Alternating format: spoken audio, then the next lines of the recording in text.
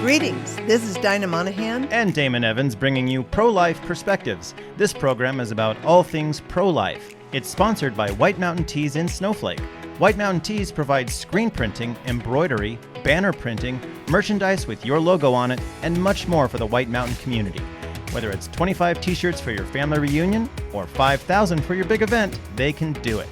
And Damon, they deliver your order right to your door.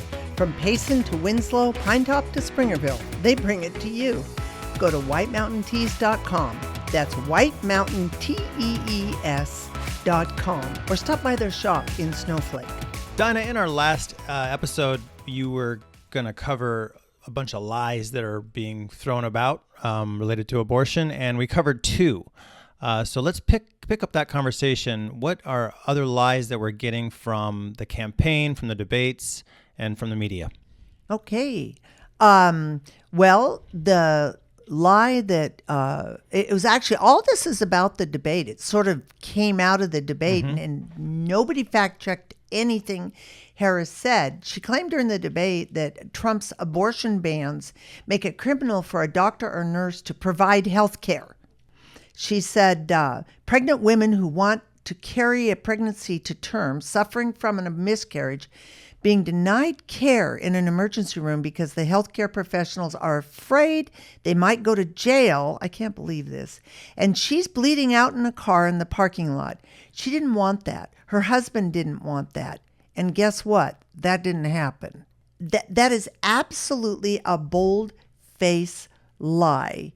Women aren't being treated or denied treatment. Any state that has any abortion ban of any kind, they state in it that the exceptions, ectopic pregnancy, pregnancy complications and miscarriage are not, this law is not applicable to that.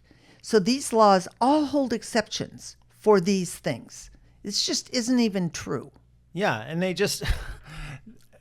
It's so frustrating because no one seems to fight back with the truth on that national stage. It just sort of goes by and you think, oh, I was wrong. Yeah. Isn't that crazy? Yeah. That is the dumbest thing, to think that a woman can be bleeding out from miscarriage and the doctors or nurses won't touch them. Yeah. That just, it never happened, and it wouldn't happen from any pro-life restriction, because different states have different restrictions in any state. I want to make something clear. Pro-life laws ban one thing: the direct and intentional killing of a preborn child in which the desired result of the procedure is a dead baby. That's what the laws apply to. Not miscarriage, not ectopic pregnancy, not emergencies, medical emergencies. That's not what the laws cover. They cover the intentional killing of a preborn child. The next lie is that IVF, in vitro fertilization treatment, is unavailable under pro-life laws. The truth? No pro-life law prohibits IVF. Again, Harris claimed, understand what is happening under Donald Trump's abortion bans. Couples who pray and dream of having a family are being denied IVF treatments. That is an absolute lie. The claim was born from a decision made by the Alabama Supreme Court, which had nothing whatsoever to do with any sort of abortion ban, which ruled in February that human embryos created via IVF are to be considered children under the state's Wrongful Death of a Minor Act. Now, the reason this came about was because parents who had fertilized eggs in storage in the IVF facility sued because the facility destroyed their embryos without their permission. And so they went to court. It wasn't about the abortion ban or anything else.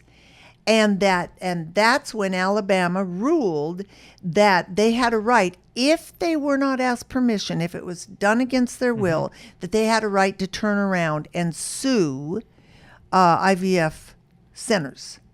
That destroyed embryos under... Fertilized babies. Embryos, so treat them under the laws if they were they destroyed children? Yes. If Okay. now, I don't agree with this, by the way, but I'll tell you why in a little bit. But that's what it was about. It had nothing to do with an abortion ban. Not a thing.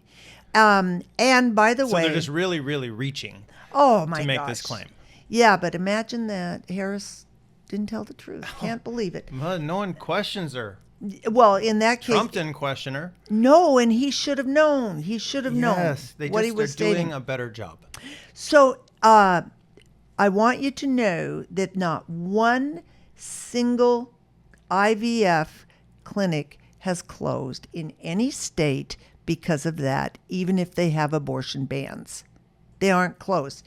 There's still widely available in the United States, and there's no impact whatsoever. It had nothing to do with abortion bans.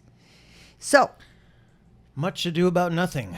well, I'll tell you what though. Let's look at this closely, because the reality is, if you believe it's a human being, I do. I mean, what else is it? An eagle? A baby eagle? A tadpole? No, it's a human being. It's a living human being.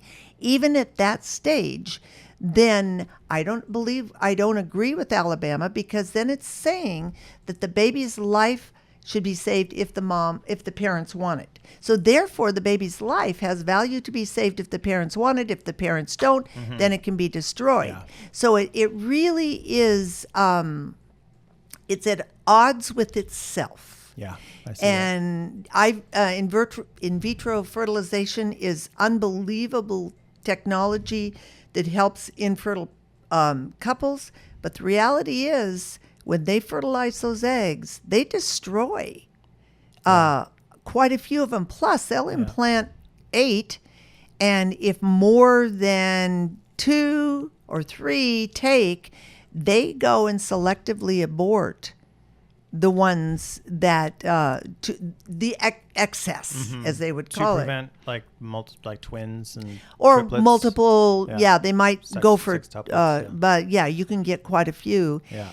So anyway, so we really have to ask ourselves, what is the truth here? And the truth is, if we believe they're human beings, then even that decision was wrong.